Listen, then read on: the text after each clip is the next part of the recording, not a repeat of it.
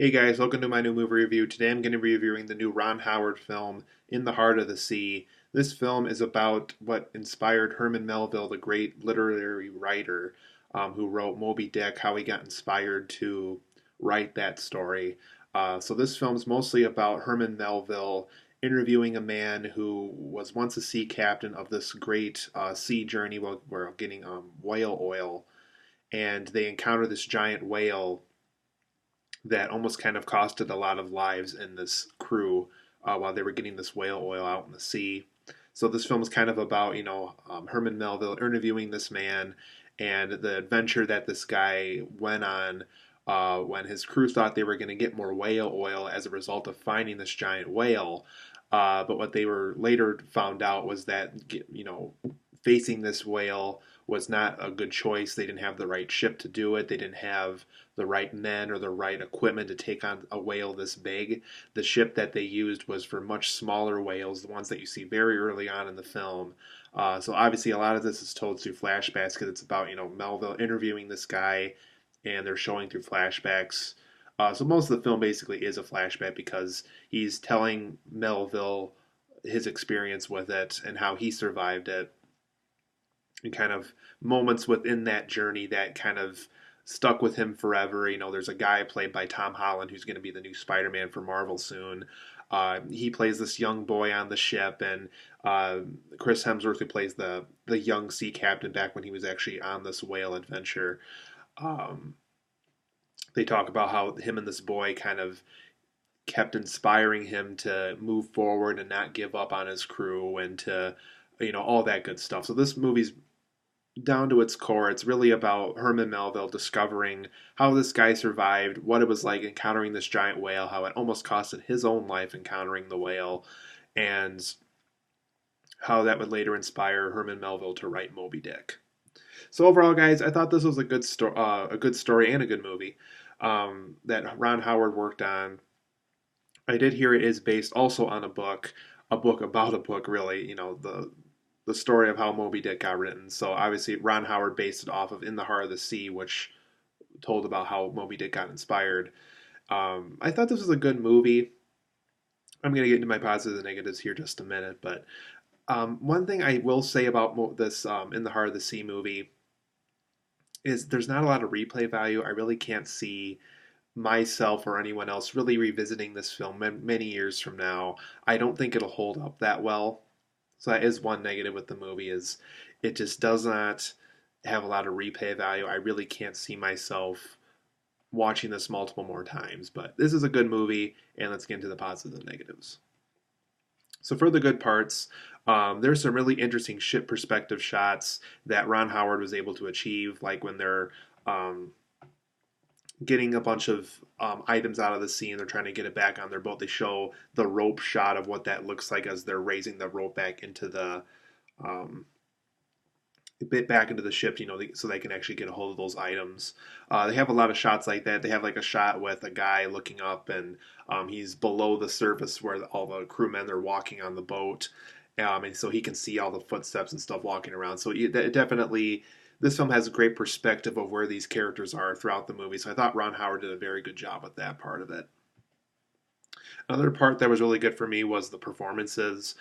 Chris Hemsworth does a really good job here. One thing I think I will say about his performance is this is probably the first role I've seen him in where he's able to do what we see him do in the Thor roles in the Marvel movies, but I was able to watch him play this character, though it basically is the same Chris Hemsworth we've always seen in other movies. It's the same voice.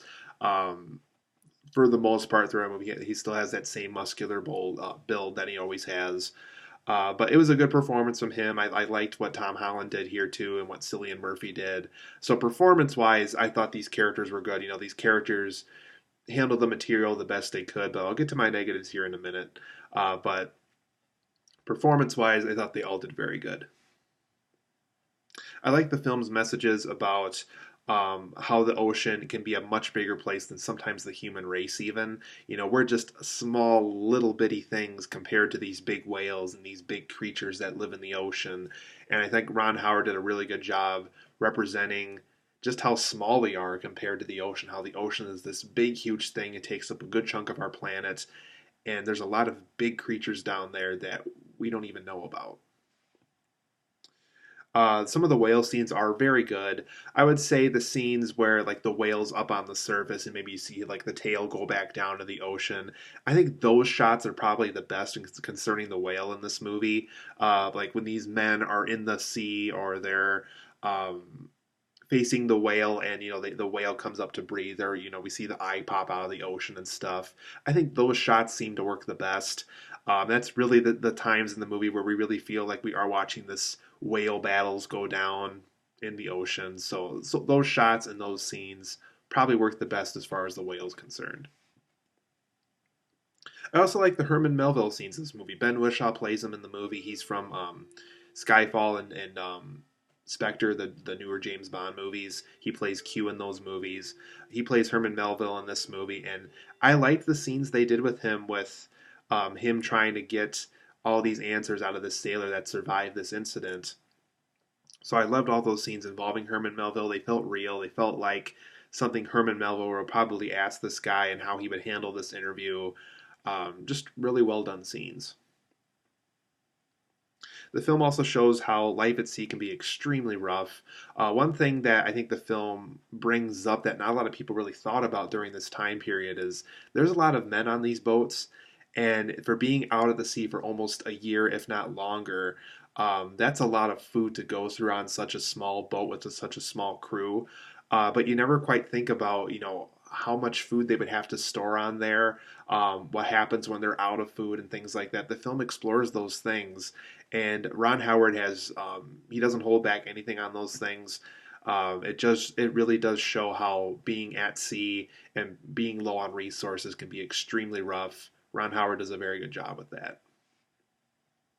For my negatives in the Heart of the Sea, going back to the performances, they were really good performances.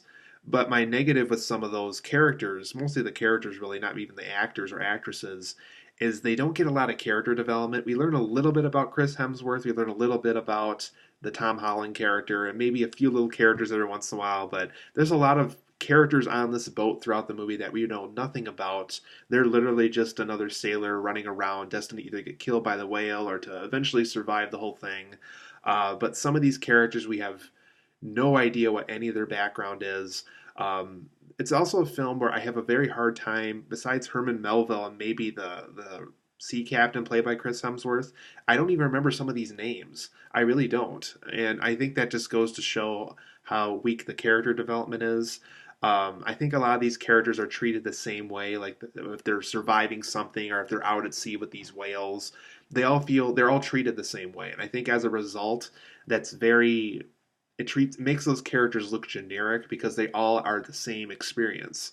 And Chris Hemsworth and Tom Holland, those are probably the two most diverse characters in the movie, and there's not much character development here, so there's not a lot of things to get attached to really.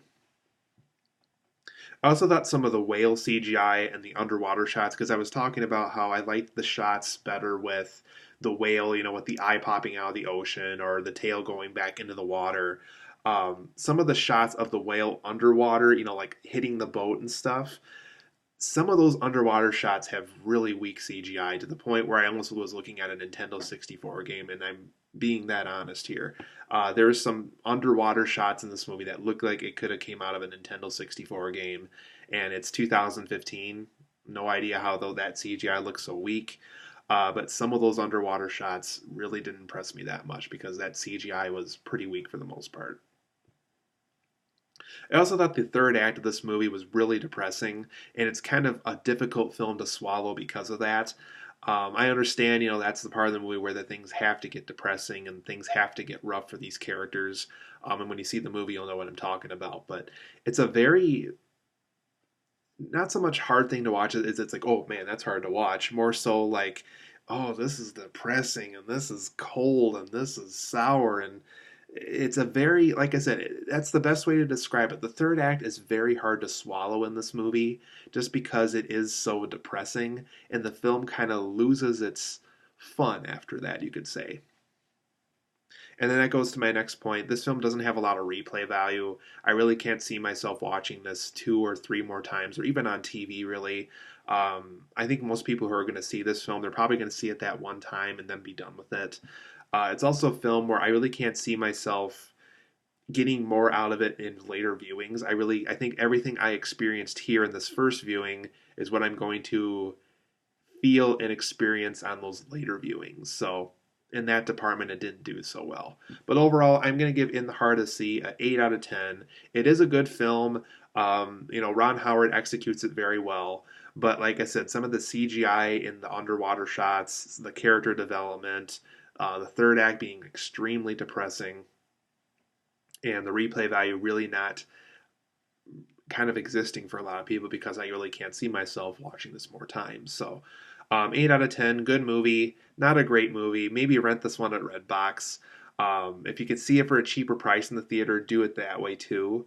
I really can't see me recommending it to somebody who has to pay $8 or more to see it because I think it was good, but just not quite that good. So, 8 out of 10, good movie, not a great movie.